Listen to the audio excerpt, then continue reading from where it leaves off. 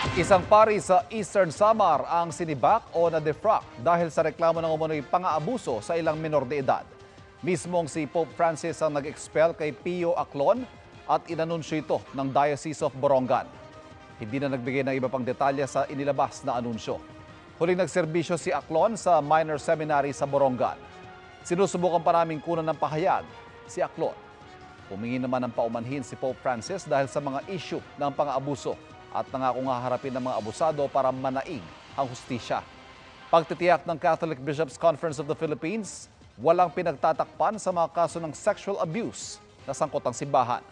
Bumuna rin ang CBCP ng opisinang tutulong sa mga menor de edad na maprotektahan sa pang-aabuso. Mga kapuso, patuloy na tumutok sa mga balita. Mag-subscribe sa GMA Integrated News sa YouTube. Sa mga kapuso abroad, samahan nyo kami sa GMA Pinoy TV at sa www.gmanews.tv.